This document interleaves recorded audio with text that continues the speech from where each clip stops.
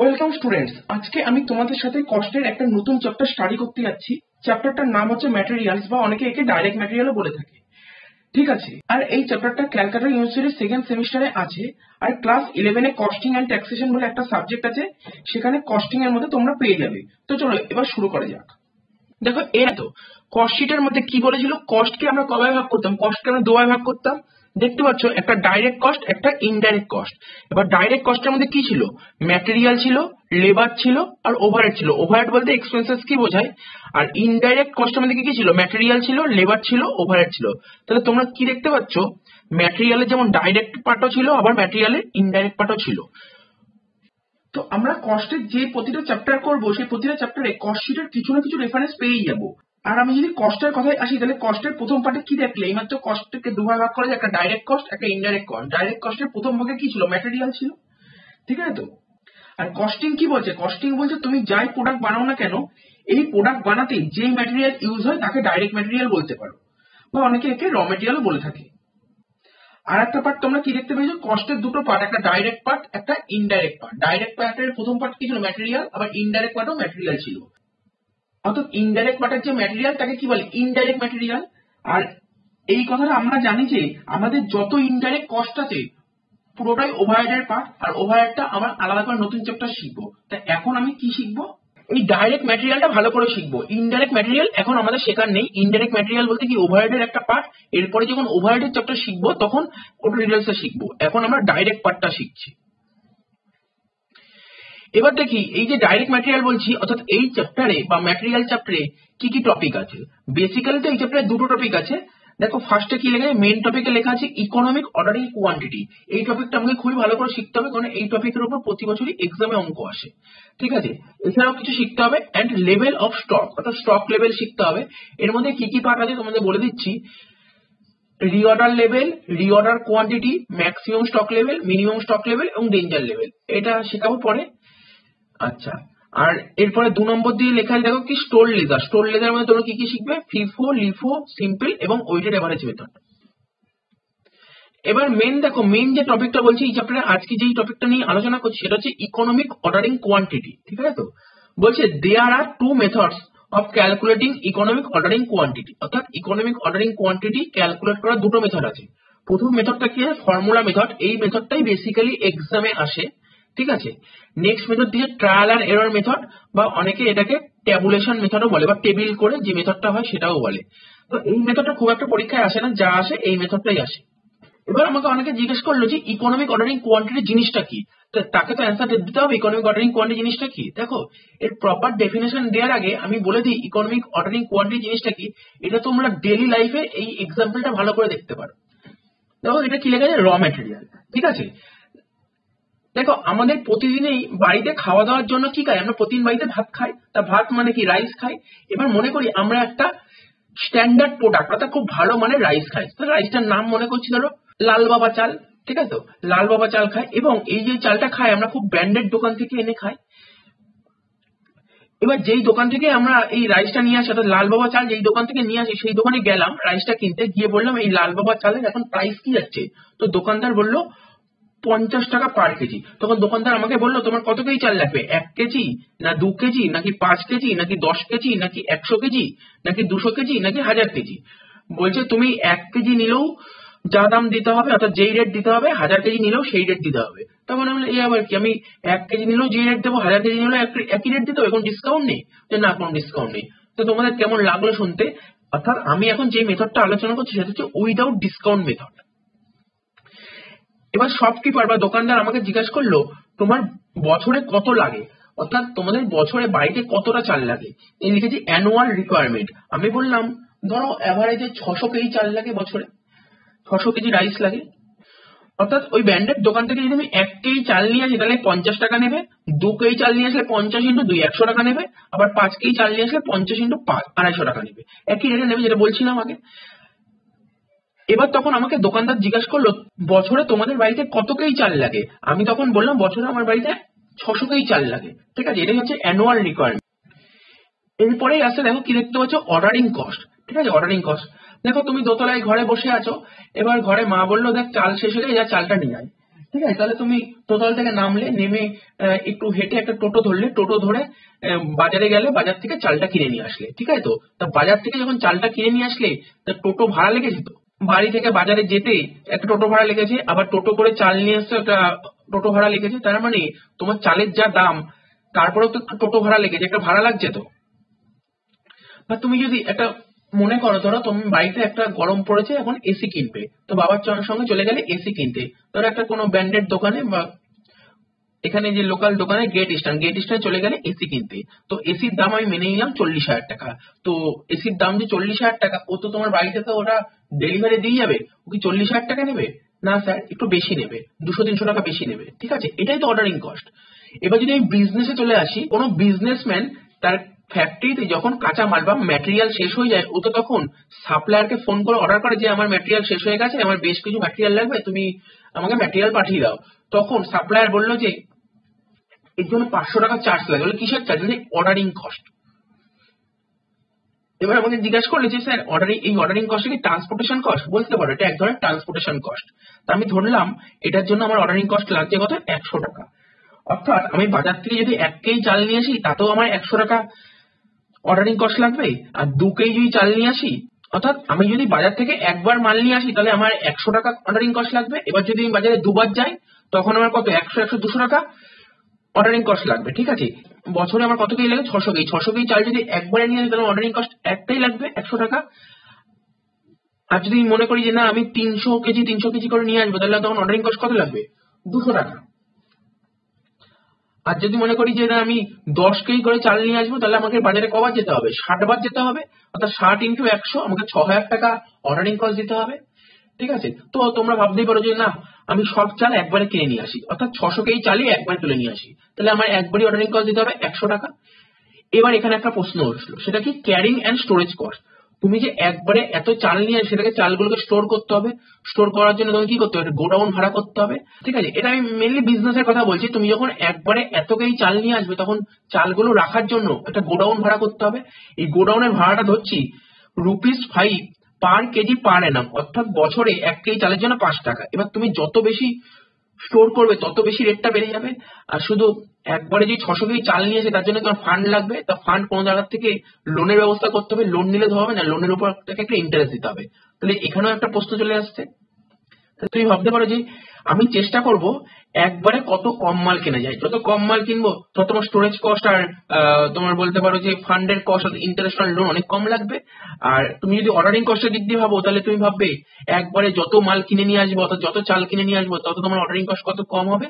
এবার এই দুটো কস্টই আমাকে ভালো করে স্টাডি করতে হবে। তাহলে দেখো, এটা আমি বুঝতে পারলাম যে পারচেস প্রাইসে তো কোনো ডিফারেন্স দেখতে পাচ্ছি না, কিন্তু আমার কাছে যে অর্ডার আর ক্যারিং কস্ট আছে, যার উপর মাথা খাটিয়ে এটা তৈরি করা যায় যে একবারে কত কোয়ান্টিটি পারচেস করলে আমার কস্টটা সেভিং করা যাবে। তাহলে এখন আমরা এই দুটো কস্ট নিয়ে স্টাডি করব। দেখো তোমরা স্ক্রিনে কি দেখতে পাচ্ছ? Calculation of economic ordering quantity, যার শর্ট নাম হচ্ছে ইওকিউ। ঠিক আছে, তো ফর্মুলা মেথড। এখন যে ফর্মুলা মেথড আলোচনা করি, দেখো এখানে কে লেখা আছে? No quantity discount. অর্থাৎ আমি একসঙ্গে যত বেশি কোয়ান্টিটি পারচেস করি না কেন, কোনো রকমের ডিসকাউন্ট পাবো না। এটা হচ্ছে নো কোয়ান্টিটি ডিসকাউন্ট। এবার দেখো লেখা আছে টোটাল ইনভেন্টারি কস্ট। যখন ইওকিউর অঙ্ক করতে দেবে না, দেখবে অঙ্কের লাস্টে বলবে টোটাল ইনভেন্টারি কস্ট বের করে দাও। আর টোটাল ইনভেন্টারি কস্ট বছরে বের করতে হয়, তাই লেখা আছে পার অ্যানাম। এটা বের করার ফর্মুলা কি? পারচেস কস্ট, তারপর লেখা আছে অর্ডারিং কস্ট, তারপর আছে স্টোরেজ এন্ড হ্যান্ডলিং কস্ট। ঠিক আছে, বা কখনো কখনো ক্যারিং কস্টও বলা হয়। তাহলে কি হচ্ছে পারচেস কস্ট? সে আমি 10 ইউনিট পারচেস করি বা 100 ইউনিট পারচেস করি, আমাকে রেটটা সেমই দিতে হবে। তাই পারচেস কস্টে কোনো রকমের ডিফারেন্স পাবে না। অর্ডারিং কস্ট আর স্টোরেজ এন্ড হ্যান্ডলিং কস্টে একটু ডিফারেন্স হতে পারে। ঠিক আছে, তো এবার দেখো অর্ডারিং কস্টের ডেফিনেশনটা কি লেখা আছে? বলছে cost of placing and receiving of goods, ব্র্যাকেটে লেখা আছে অর্ডার। ঠিক আছে, অর্ডারিং কস্ট বলতে কি? Cost of placing and receiving of goods, ব্র্যাকেটে লেখা আছে অর্ডার। এখানে বলছে if we purchase small quantities, then number of order in a year increases. আমি যত বেশি অর্ডার করব, তত বেশি অর্ডার কস্ট হবে। ঠিক আছে, যত বেশি অর্ডার করব, তত বেশি অর্ডার কস্ট হবে। এখানে বলেছে if we purchase small quantities, অর্থাৎ আমি যত কম কোয়ান্টিটি করে পারচেস করব, যত কম কোয়ান্টিটি করে পারচেস করবো, ঠিক ততবার করে অর্ডার করতে হবে। আর যতবার অর্ডার করব, তত অর্ডার কস্টটা বেড়ে যাবে। এটা একটা ডায়াগ্রামের মাধ্যমে দেখাচ্ছি, দেখে নাও। ডায়াগ্রামটা দেখো, এটা মোটামুটি অনেকটা ইকোনমিক্স এর মতন বোঝানোর চেষ্টা করা হচ্ছে। তো এটা বুঝতেই পারছো, একটা গ্রাফ করা হয়েছে, এটা হচ্ছে এক্স, এটা হচ্ছে ও, এটা ওয়াই। ঠিক আছে, এটাকে কি বলে, এটাকে বলে এক্স অ্যাক্সিস। এক্স অ্যাক্সিসে কি লেখা হয়েছে, ইউনিট নেওয়া হয়েছে। আর এটা ওয়াই অ্যাক্সিসে কি লেখা হয়েছে, কস্ট লেখা হয়েছে। ঠিক আছে, তো এটা ধরো ইউনিট 1, এটা ইউনিট 2, এটা ইউনিট 3, ইউনিট 4। ঠিক আছে, যখন এক ইউনিট অর্ডার করা হচ্ছে, ঠিক আছে, তখন অর্ডারিং কস্টটা দেখো, এখানে আছে। আর যখন ইউনিট 1 থেকে যখন আরো একটু বেশি অর্ডার করা হচ্ছে, ঠিক আছে, তখন অর্ডারিং কস্টটা এখানে আসছে। তার মানে কি বোঝা যাচ্ছে, যত ইউনিট বেশি পারচেস করব অর্ডার কস্ট তত কমতে থাকছে। ঠিক আছে, তো আর যত কম ইউনিট পারচেস করব তত অর্ডার কস্টটা বাড়তে থাকে। ঠিক আছে, তাহলে অর্ডারিং কস্টটা কি দেখতে পাচ্ছ, লেফট টু রাইট কি হচ্ছে, নেগেটিভ স্লপ বা নিম্নমুখী, উপর থেকে নিচের দিকে নামছে, এটা নেগেটিভ স্লপ। জিনিসটা বোঝা গেল, সেটাই বারবার বলা হচ্ছে, যত বেশি অর্ডার করব তত অর্ডার কস্টটা বাড়তে পারে। বা অন্যদিক দিয়ে বলতে গেলে, যত কম কম ইউনিট পারচেস করবো ঠিক তত তত করে অর্ডার কস্টটা বাড়তে থাকবে। এখানে তাই বলেছে, এখানে প্রথমে এইটুকু ইউনিট পারচেস করেছি, তাই জন্য আমার এত টাকা অর্ডার কস্ট হয়েছিল। আর যখন আমি এতটা গুডস পারচেস করলাম, তখন আমার অর্ডার কস্ট একটু কমে এখানটা হলো, এত অব্দি হলো। আর যখন আরো এতটা গুডস পারচেস করলাম, তখন আমার অর্ডার কস্ট এইটুকু আসলো, এই যে এইটুকু। এবার দেখো কি লেখা যায়, carrying and storage cost. Carrying and storage কস্টের মধ্যে কি থাকে, স্টোরেজ মানে যে মালটা কিনবো, অর্থাৎ ম্যাটেরিয়াল গুলো যে কিনবো, ম্যাটেরিয়াল গুলো স্টোর করবো, সেই স্টোরেজ কস্ট থাকবে। আর ইন্টারেস্ট, এই যে ম্যাটেরিয়াল গুলো যে পারচেস করবো তাকে ফান্ডের ব্যবস্থা করতে হবে। তো ফান্ডের যে ফান্ড মানে ফান্ডের একটা ইন্টারেস্ট, অর্থাৎ লোনের উপর একটা ইন্টারেস্ট। তো ধরে নিচ্ছি আমি যে ম্যাটেরিয়ালটা পারচেস করছি, মনে করছি সেই ম্যাটেরিয়ালটার দাম 120 টাকা করে। ঠিক আছে, তো 120 টাকা করে দাম। তো আমার কাছে 120 টাকা ছিল না, আমি কোথা টাকাটা ফান্ডের ব্যবস্থা করে ম্যাটেরিয়ালটা পারচেস করি। তাহলে এক ইউনিট কিনতে 120 টাকা লাগে, যার থেকে ফান্ডটা নিয়েছি তাকে তো আমাকে ইন্টারেস্ট দিতে হবে। কত পার্সেন্ট, ধরে নিচ্ছি 10% দিতে হবে। 120 10% কত, 12 টাকা ইন্টারেস্ট দিলাম। আর 8 টাকাতে মালটা স্টোর করার জন্য 1 বছর 8 টাকা দিতে হবে, তাহলে টোটাল 20 টাকা 1 বছরে। ঠিক আছে, তো দেখো এখানে ডায়াগ্রামটা দেখার চেষ্টা করো। এটাও সেম ভাবে এক্স অ্যাক্সিস, এটা হচ্ছে ওয়াই অ্যাক্সিস। এক্স ও ওয়াই একটা গ্রাফ, এটা হচ্ছে এক্স অ্যাক্সিস, এটা হচ্ছে ওয়াই অ্যাক্সিস। এক্স অ্যাক্সিসে কি করা হয়েছে, ইউনিট, আর ওয়াই অ্যাক্সিসে কস্ট। এটা ধরো 1 ইউনিট, 2 ইউনিট, 3 ইউনিট। অর্থাৎ যখন আমি 1 ইউনিট পারচেস করছি,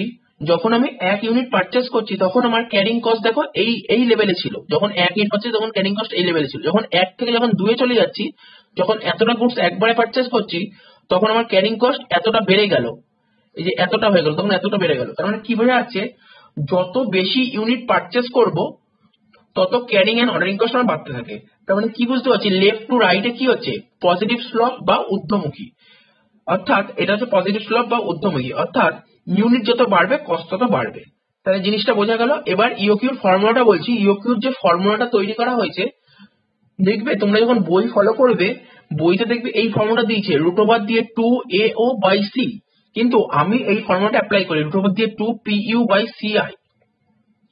ব্যাপারটা একই, কেউ এই ফর্মুলা ইউজ করতে পারে, তো কেউ এই ফর্মুলা ইউজ করতে পারে, আমি এই ফর্মুলাটা ইউজ করব। এবার আমাকে বুঝতে হবে পির ফুল ফর্ম কি, ইউ কি, সি কি, আই কি। তাহলে দেখো লেখা আছে, ইউ বলতে কি বোঝানো হয়েছে, অ্যানুয়াল ইউজেস অফ ম্যাটেরিয়াল। ওই যে কি বললাম, বছরে আমার কত কেজি চাল লাগে সেটা লিখতে হবে, অ্যানুয়াল ইউজেস। তাহলে হচ্ছে পি, মানে cost of placing an order, অর্থাৎ একবার অর্ডার প্লেস করতে কত টাকা খরচ হয়। তাহলে বলছে C for cost per unit, অর্থাৎ 1 কেজি চালের দাম কত, হচ্ছে কস্ট পার ইউনিট। আই বলেছে পার্সেন্ট অফ ক্যারিং ইনভেন্টরি। এটা যদি বুঝতে অসুবিধা হয়, পার্সেন্ট অফ ক্যারিং ইনভেন্টরি, ওই যেটা বলছিলাম, মনে করছি কিছুক্ষণ আগে বললাম কি 120 টাকা একটা ম্যাটেরিয়াল পারচেস করতে, 1 ইউনিট ম্যাটেরিয়াল পারচেস করতে 120 টাকা লাগছে। তা আমি নিশ্চয়ই টাকাটা আমার কাছে ফান্ডের ব্যবস্থা করেই তো ম্যাটেরিয়ালটা পারচেস করেছি। এবার যার থেকে ফান্ডের ব্যবস্থা হয় সেখানে 10% ইন্টারেস্ট দিতে হবে, তাহলে 120 10% 12 টাকা, এটা সেই পার্সেন্টেজ। তাহলে সিআই, এই সির সাথে আই গুণ করে সিআই হয় কিভাবে, storage and handling cost of 1 unit per Anam. ঠিক আছে, এবার দেখো কখনো কখনো কোশ্চেনে বলে দেবে ফ্রিকুয়েন্সি অফ অর্ডার বের করতে, ফ্রিকুয়েন্সি অফ অর্ডার। বা কখনো কখনো কোশ্চেন দেবে ফ্রিকোয়েন্সি অফ অর্ডার না দিয়ে লিখেছে অপটিমাম নাম্বার অফ অর্ডার বা শুধু নাম্বার অফ অর্ডার। এটা বের করার ফর্মুলা U/EOQ। ঠিক আছে, U/EOQ। ধরি আমার বছরে 600 কেজি চাল লাগে, আর একবার বাজারে গেলে আমি 50 কেজি চাল নিয়ে, তাহলে কি হবে, 600 কে 50 দিয়ে ভাগ করলে হয়ে যাবে। অর্থাৎ ইওকিউ বলতে কি বুঝতে পারলে তোমরা, একবার বাজারে গিয়ে কত কেজি চাল নিয়ে আসছে, ঠিক আছে, সেটাই হচ্ছে ইওকিউ। তারপরে কি লেখা আছে, time gap between the order.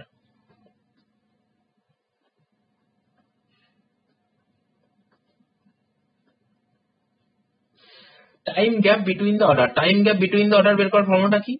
এটা বের করার formula 365 days divided by number of order। তো কখনো কখনো 365 ডেজ এর জায়গায় কখনো যদি মান্থে বলে, এটা ডেতে বলে সেই ফর্মুলা, যদি মান্থে বলে তখন লিখবে 12 মান্থ। তো এতক্ষণ থিওরি গুলো বোঝা গেল, অর্থাৎ ইওকিউ থিওরি গুলো এতক্ষণ বোঝালাম। এবার অঙ্কে চলে আসছে, ঠিক আছে। স্ক্রিনে তোমরা 12 নম্বর কোশ্চেনে দেখতে পাচ্ছ কি লেখা আছে, from the following particulars compute the economic ordering quantity for a chemical. Monthly demand বলেছে 1000 units, ordering cost per order বলেছে ₹100, আর inventory carrying cost per annum per unit বলেছে ₹15। ঠিক আছে, এবার ইওকিউর অঙ্কটা করছি, দেখে নাও। তো দেখো অঙ্কের নাম্বারটা দিয়েছি 12 নম্বর অঙ্ক। তাহলে টপিকটার নাম কি, ইকোনমিক অর্ডারিং কোয়ান্টিটি। এখানে লিখছি economic ordering quantity, short form হচ্ছে ইওকিউ। এর ফর্মুলাটা দেখো লিখছি, আন্ডার রুট বা root over 2PU by CI। ঠিক আছে, এবারে একটা একটা করে লিখবো। প্রথমে লিখবো U, U means annual consumption, annual consumption. এবার কোশ্চেনে দেখো অ্যানুয়াল কনজাম্পশন কত বলেছে, কোশ্চেনে বলেছে মান্থলি ডিমান্ড, আর কনজাম্পশনও যা ডিমান্ডও তাই। কোশ্চেনে বলেছে মান্থলি ডিমান্ড 1000, কিন্তু আমি এখানে ইউ কি লিখেছি, অ্যানুয়াল, অর্থাৎ অ্যানুয়ালে কনভার্ট করতে হবে। তাহলে মান্থলি যদি 1000 হয় তাহলে অ্যানুয়ালি কত হবে, 1000 ইন্টু 12, মানে এক বছরে 12 মাস, তাই 1000 ইন্টু 12 ইকুয়াল টু 12,000 ইউনিটস। তারপর কি আছে, পি, পি হচ্ছে cost of placing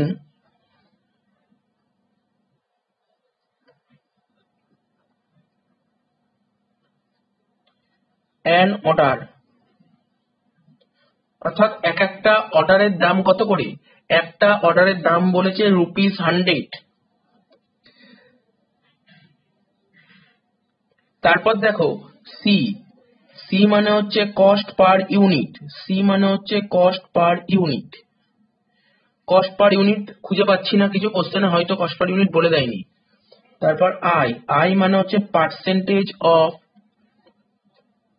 carrying inventory, এটাও কিছু বলে দেয়নি, সিও বলে দেয়নি, আইও বলে দেয়নি। তার মানে কি, নিশ্চয়ই আমাকে সি আর আই দুটো মিলিয়ে বলেছে। অর্থাৎ সি আই মানেটা কি, সি আই মানে হচ্ছে inventory, inventory carrying cost per annum per unit. এটা কত বলেছে কোশ্চেনে, 15 টাকা বলে দিয়েছে। তাহলে এবার ভ্যালু গুলো পুট করে দেবো। এখানে এই রুট ওভারের মধ্যে কি ছিল, প্রথমে 2 লেখা ছিল, 2 এর জন্য 2, পি কত ছিল, পি ছিল 100 টাকা, এই পির মান এখানে 100 টাকা বসাবো। ইউ, ইউ কত ছিল এখানে 12,000, এখানে 12,000 বসাবো। সিআই একবারে কত বলেছে, সিআই 15 টাকা বলেছে, এখানে 15 টাকা বসাবো। এবার জাস্ট এটার ক্যালকুলেশন করব। তো দেখো ক্যালকুলেটর কি করব, লিখছি 2 ইন্টু 100, 2 ইন্টু 100 ইন্টু 12,000 করে কত হচ্ছে 24 লাখ, ডিভাইডেড বাই 15 করে হচ্ছে 1,60,000, রুটের মধ্যে 1,60,000 হচ্ছে। এবার এই 1,60,000 এর যদি রুট করি কত হচ্ছে 400, তাহলে আমার ইওকিউর অ্যান্সার কত বেরোলো, 400 ইউনিটস। ইওকিউর অ্যান্সার কত বেরোলো, 400 ইউনিটস। তাহলে কি করলাম, প্রথমে 2 এর সাথে 100 ইন্টু করলাম, তার সাথে 12,000 ইন্টু করলাম, যেই ভ্যালুটা বেরোলো তার সাথে 15 দিয়ে ডিভাইড করলাম, করে যেটা বেরোলো তার রুট করলাম, রুট করে বেরোলো হচ্ছে 400 ইউনিটস। অর্থাৎ কি বুঝতে পারলাম, ইওকিউ মানে অ্যান্সার বেরোলো 400 ইউনিটস। অর্থাৎ আমি একবারে বাজারে গিয়ে কত কোয়ান্টিটি ম্যাটেরিয়াল পারচেস করে নিয়ে আসছি, 400 ইউনিট ম্যাটেরিয়াল পারচেস করে নিয়ে আসছি। এবার যদি আমি তোমাদের বলি, দেখো আমার বছরে কত কোয়ান্টিটি লাগে, বছরে 12,000 কোয়ান্টিটি লাগে, 12,000 ইউনিট আমার লাগে। তাহলে একবার বাজারে গিয়ে 400 নিয়ে আসছি, তার মানে কতবার বাজারে যেতে হবে আমাকে? তাহলে 400 নিয়ে আসছি যদি একবার বাজারে যেতে হয়, তাহলে 12,000 আনতে কতবার বাজারে যেতে হবে? 12,000/400। এটাকে বলে হচ্ছে নাম্বার অফ অর্ডার। এখানে লিখছি পরেরটা, নাম্বার অফ অর্ডার কি হবে? U/EOQ। তো ইউ দেখতেই পাচ্ছ কোশ্চেনে বা খাতার দিকে, দেখো 12,000 ছিল ইউ, আর EOQ 400। তাহলে কতবার বাজারে যেতে হবে? 30 টাইমস। ঠিক আছে, 30 টাইমস, 30 বার বাজারে যেতে হবে, তাই লিখলাম 30 টাইমস।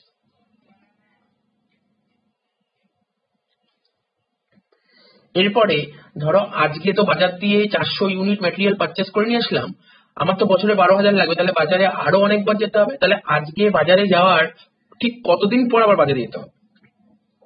এটাকে বলে কি? Time gap between the order. ঠিক আছে, এখানে লিখছি time gap between the order. ঠিক আছে, তো উপরে লিখতে হবে দুটো জিনিস তোমাদের কাছে খোলা আছে, দুটো জিনিস লিখতে পারো, হয় 12 মান্থ লিখবে, না হলে 365 ডেজ লিখবে। ঠিক আছে, ডেতে করলে 365 ডেজ, আর মান্থে করলে 12 মান্থ। ঠিক আছে, তো আমি ডেজে করলাম, তাই লিখছি 365 days divided by number of order. তাহলে 365 ডেজ, নাম্বার অফ অর্ডার কত? 30। এই 365 কে যদি 30 দিয়ে ভাগ করি তাহলে কত হচ্ছে? 12.166 বেরিয়ে যাবে, 12.17 লিখবো। অর্থাৎ কতদিন অন্তর অন্তর আমাকে বাজারে যেতে হবে? 12.17 মানে এতদিন অন্তর অন্তর আমাকে বাজারে যেতে হবে। 12.17 এতদিন অন্তর অন্তর আমাকে। এর পরের অঙ্কটা তোমরা স্ক্রিনে দেখতে পাচ্ছ, এই যে 15 নম্বর কোশ্চেনটা কি লেখা আছে? From the following particulars in respect of the use of materials compute economic ordering quantity frequency of order during the year. আর 3 নম্বর বলেছে time interval between the order. Annual usages বলে 3,60,000, তবে অ্যানুয়াল ইউজেসটা রুপিসে দিয়ে দিয়েছে। আচ্ছা, ordering cost per order rupees দিয়েছে 100, ক্যারিং কস্ট পার অ্যানাম দিয়েছে 8%, তবে অ্যানুয়াল ইউজেসটা রুপিসে হবে না। ঠিক আছে, এবার এই অঙ্কটা করছি, দেখে নাও। দেখো 15 নম্বর অঙ্কটা করছি, কি লিখছি প্রথমে? Economic ordering quantity, economic ordering quantity ব্র্যাকেটে লিখছি EOQ রুট ওভার 2PU/CI। ব্র্যাকেটে করে লিখে নেবো, ইউ হচ্ছে অ্যানুয়াল কনজাম্পশন,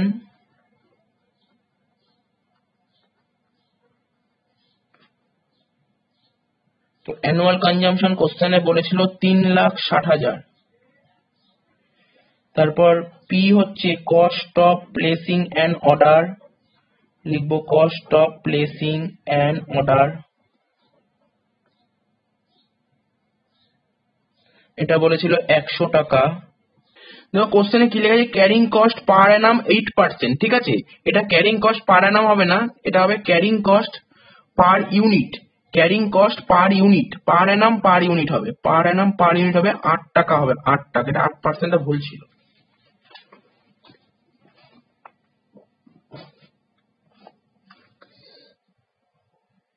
তাহলে একবারে সিআই বলে দিচ্ছে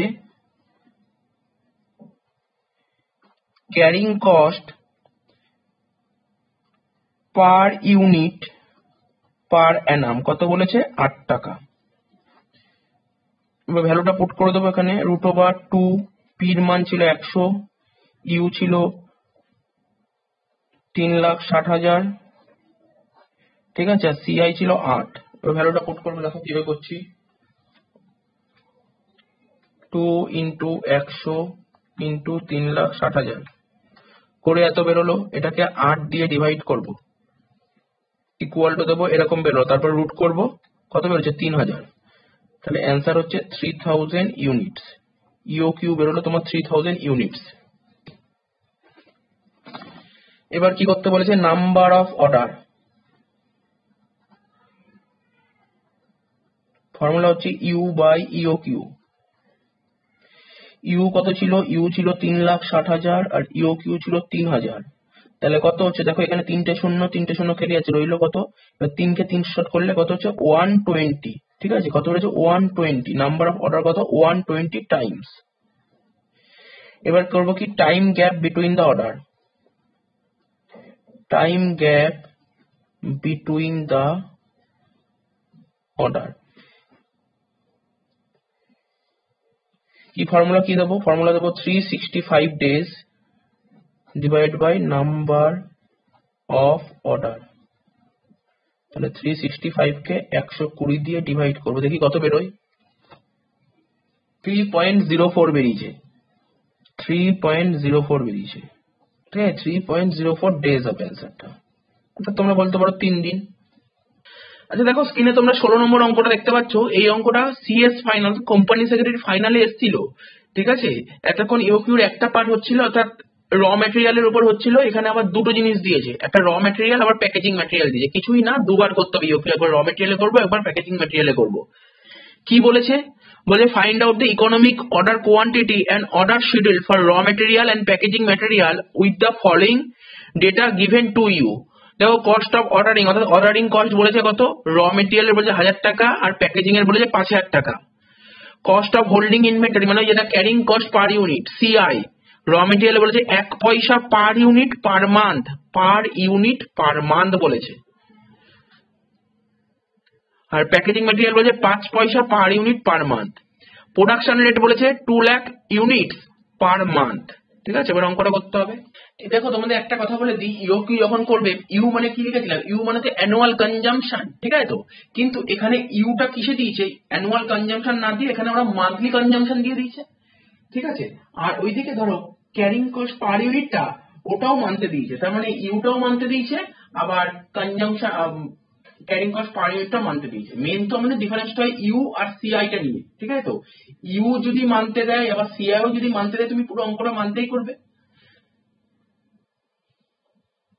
ঠিক আছে, এটা তুমি অঙ্কটা ইয়ারে করতে পারো, তুমি যেটা ক্যারিং কস্ট পার ইউনিট দিয়েছে ওটাকে তুমি এখানে যেটা পার মান্থ বলেছে তুমি 12 গুণ করো, তাহলে ইয়ারে কনভার্ট হয়ে যাবে।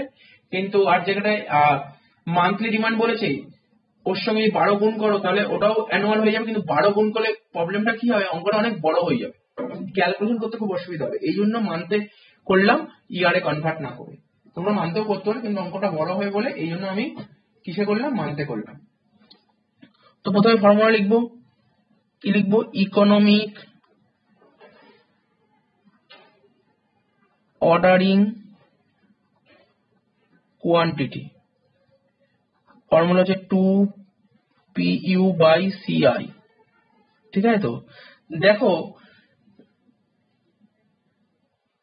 প্রথমে কার করব, প্রথমে ধরো র মেটেরিয়াল করছি, প্রথমে র মেটেরিয়ালের কেসটা করছি। র মেটেরিয়াল কেসের কি আছে, প্রথমে ইউ আছে। ঠিক আছে, তো ইউর ফুল ফর্মটা কি হয়, ইউর ফুল ফর্ম তো অ্যানুয়াল কনজাম্পশন হয় বা অ্যানুয়াল ডিমান্ড হয়। এখানে আমরা কি করব, এখানে বলবো মান্থলি, যেহেতু আমরা মাসে করছি অঙ্কটা, লিখবো মান্থলি ডিমান্ড বা মান্থলি কনজাম্পশন। তো মান্থলি ডিমান্ড কত বলেছে, মান্থলি ডিমান্ড বলে দিয়েছিল হচ্ছে তোমার 2 লাখ। লাস্ট দেখো প্রোডাকশন পার মান্থ বলে 2 লাখ ইউনিট। পি মানে হচ্ছে cost of placing an order, cost of placing an order, এটা কত বলেছে পি। র মেটেরিয়ালের ক্ষেত্রে বলেছে 1000 টাকা। ঠিক আছে, তো আর সিআই মানে হচ্ছে carrying cost per unit per month. র মেটেরিয়ালের ক্ষেত্রে কত বলেছে, 1 পয়সা, মানে 1 পয়সা মানে 0.01। ঠিক আছে, তাহলে এটা ফুট করব 2 ইন্টু পির মান কত ছিল, পি ছিল 1000, ইউ হচ্ছে 2 lakh, divide by 0.01।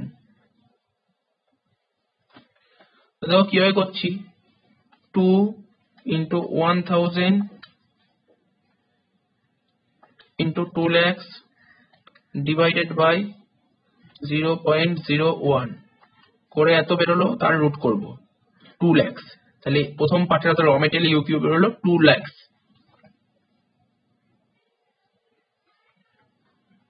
2 lakhs units. এবার কি করব, এইটারই করব, র মেটেরিয়াল বের করব, number of order U by UQ. U ছিল 2 লাখ, ইউকিউ ছিল 2 লাখ, তাহলে নাম্বার অফ অর্ডার কত হবে, 1 টাইম।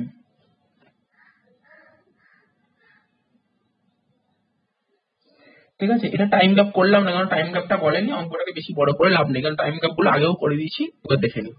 অনেকগুলো অঙ্কই করিয়েছি, কারণ আগে 3টা অঙ্ক করিয়েছি, টাইম গ্যাপ দেখে নিও। তারপর এবার কি করবো, র মেটেরিয়াল হয়ে গেলো, এবার প্যাকেজিং ম্যাটেরিয়ালটা করবো।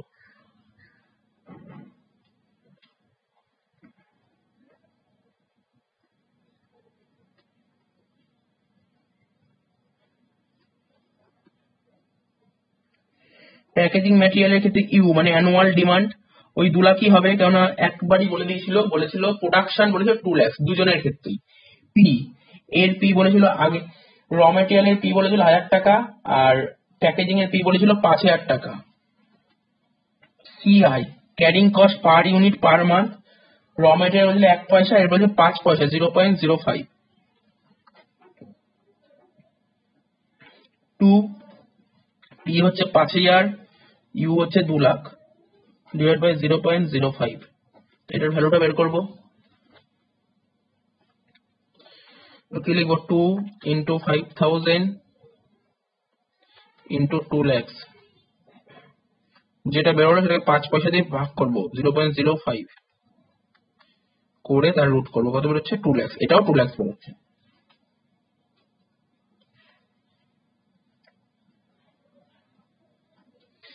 এবার এটার নাম্বার অফ অর্ডার বের করতে বলেছে, ইউ বাই ইউকিউ। ইউ কত ছিল, ইউ ছিল 2 লাখ, ইউকিউ ছিল 2 লাখ, তাহলে কত হবে, 1 টাইম। এরপরে যে কোশ্চেনটা নিয়ে আলোচনা করব সেটা হলো কোশ্চেন নাম্বার 18। ঠিক আছে, বলছে about 50 items R required every day for a machine, a fixed cost of ₹50 per order is incurred for placing an order. The inventory carrying cost per item amounted to ₹0.02 per day. The lead period is 32 days. এই যে এখানে বলছে না lead period 32 days, ইওকিউ করতে এটা কোনো কাজে লাগে না। আচ্ছা কি বের করতে বলে দেখে নাও, compute economic order quantity and reorder level. তো আমরা তো এতক্ষণ ইকোনমিক অর্ডার কোয়ান্টিটি শিখেছি, এই অঙ্কটাও করে দেবো, কিন্তু রিঅর্ডার লেভেল শিখিনি, এটা শিখিয়ে দেবো, যদিও রিঅর্ডার লেভেল নিয়ে পরের ক্লাসে আমি ডিটেলসে আলোচনা করব। তো কোশ্চেনটা কিসে দিয়েছে খুব ভালো করে দেখতে হবে। আমরা কি করি, প্রথমে ইওকিউ করতে গেলে কি করি, ইওকিউ করতে গেলে প্রথমে লিখি U. U means annual demand বা অ্যানুয়াল কনজাম্পশন। আমাকে এবার অঙ্কটা পড়ে দেখতে হবে যে ইউজেসটা কি অ্যানুয়াল দিয়েছে, নাকি মান্থে দিয়েছে, নাকি উইকে দিয়েছে, নাকি কোয়ার্টারে দিয়েছে, নাকি ডেতে দিয়েছে। এখানে বলেছে অ্যাবাউট 50 আইটেমস আর রিকোয়ার্ড, বুঝলে 50 আইটেম দরকার এভরিডে, অর্থাৎ ডেলি বেসিসে দিয়েছে। আচ্ছা এটা যে ডেলি বেসিসে দেয়, এবার দেখতে হবে ক্যারিং কস্টটা কিসে দিয়েছে, ক্যারিং কস্ট কি ইয়ারে দিয়েছে নাকি ডেলিতে দিয়েছে।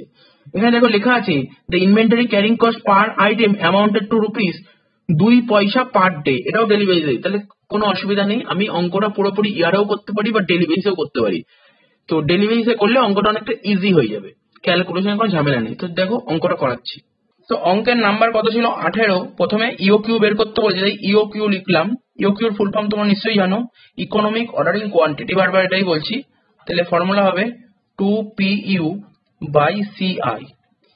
ইউ মিনস, ইউ মানে কি, ইউ মানে তো আমরা জানি অ্যানুয়াল কনজাম্পশন, যেহেতু অঙ্কটা ডেলিতে দিয়েছে তাই লিখবো ডেলি কনজাম্পশন।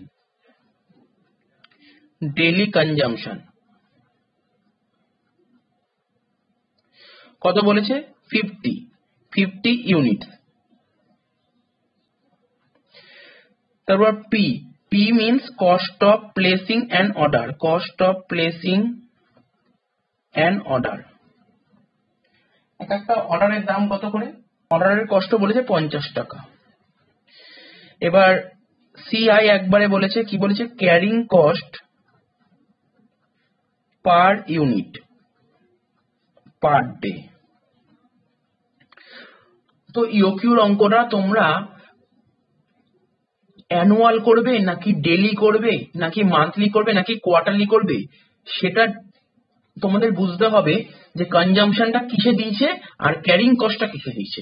দুটো যদি সেম ইউনিট থাকে তাহলে সেখানেই করবে, যদি দুটোই এখানে দুটোই ডেলিতে আছে ডেলিতে করলাম। এই অঙ্কটা আমরা অ্যানুয়াল করতে পারতো, অ্যানুয়াল করলে এই 50 সঙ্গে এটা 365 ইন্টু করতে হতো।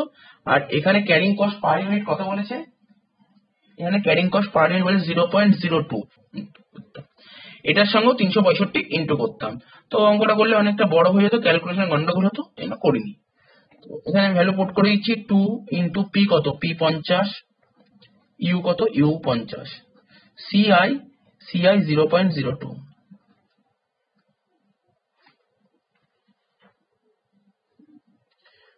লিখবো 2 ইন্টু 50 ইন্টু 50 কত হচ্ছে 5000 ডিভাইডেড বাই 0.02 কত হলো 2,50,000, তার রুট করবো, রুট করলে বেরোলো 500, তাহলে 500 ইউনিটস বেরোলো ইওকিউ।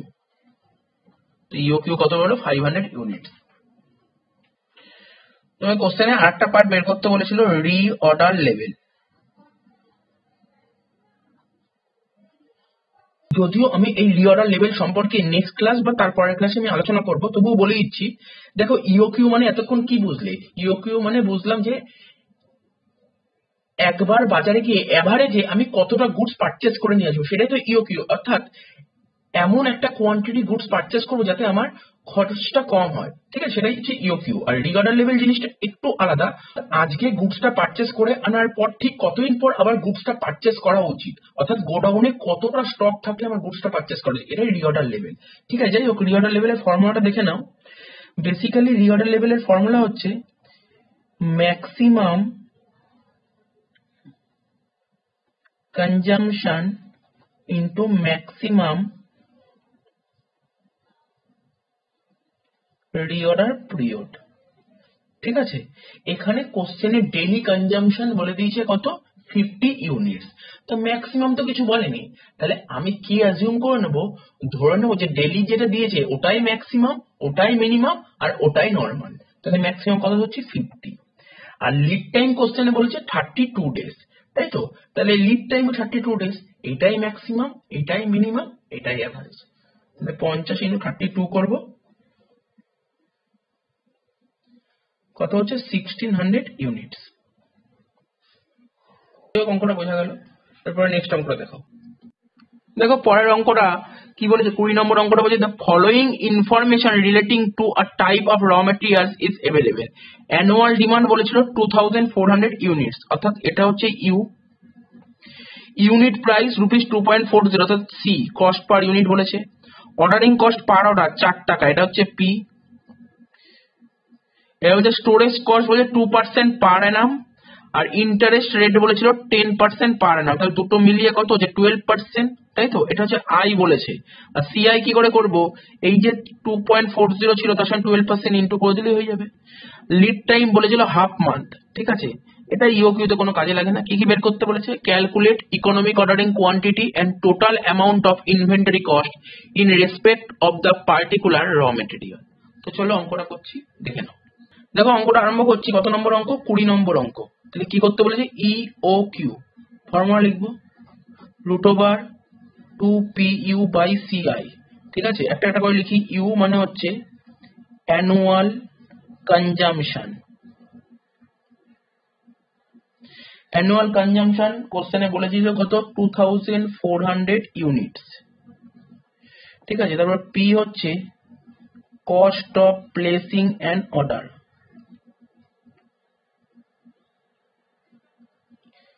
Cost of placing an order বলেছিল 4 টাকা, ₹4। তারপর সি মানে হচ্ছে কস্ট পার ইউনিট, এটা বলেছিল ₹2.40। আর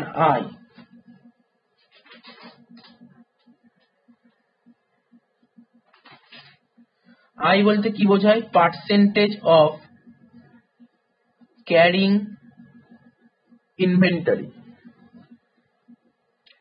তো দেখো দুটো বলেছিল, একটা স্টোরেজ বলেছিল, একটা ইন্টারেস্ট বলেছিল। তো এখানে লিখছি স্টোরেজ প্লাস ইন্টারেস্ট। স্টোরেজ বলেছিল 2%, ইন্টারেস্ট বলেছিল 10%, তো টোটাল কত হলো 12%। ঠিক আছে, এবার সিআই, সিআই মানে ক্যারিং কস্ট পার ইউনিট। ঠিক আছে, এটা কি করে করব? টোটাল কত ছিল? 12% ছিল, এটা আই ছিল 12% আর সি ছিল 2 টাকা 40। এই দুটো ইন্টু করলে ক্যারিং কস্ট পার ইউনিট বেরিয়ে যাবে। 2 টাকা 40 এর উপর 12% করব,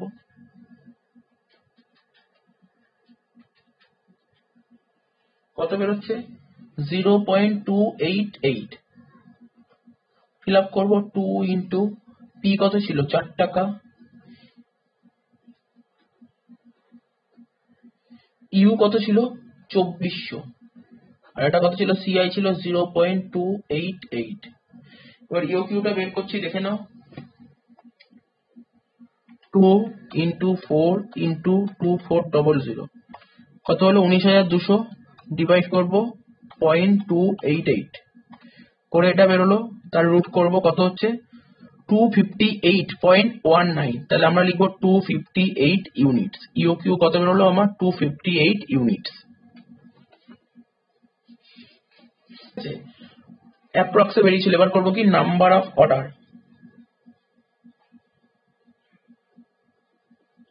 you by U Q. U কত বলেছিল? ইউ বলেছিল 2400 আর ইউ কিউ বেরিয়েছিল 258। তাই 2400 কে 258 দিয়ে ভাগ করলে কত বেরোচ্ছে? দেখো 9.30। তাহলে লেখো 9.30 টাইমস।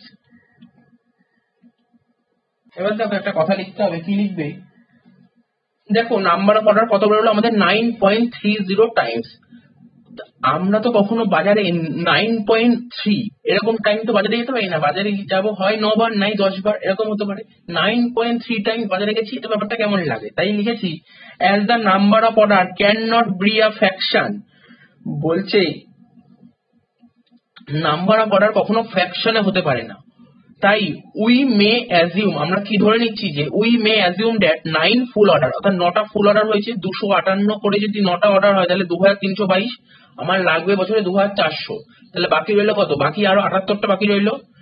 অর্থাৎ 9টা অর্ডার ফুল, 9টা ফুল অর্ডার প্লেস করলাম, আর বাকি 78 ইউনিট দরকার, তার জন্য আরো একটা অর্ডার প্লেস করলাম। তাহলে নাম্বার অফ অর্ডার কত বেরোলো? 9 + 1 10।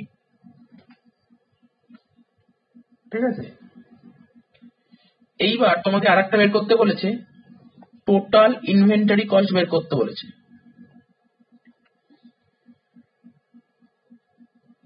এটা বের করার ফর্মুলাটা কি? Purchase cost plus ordering cost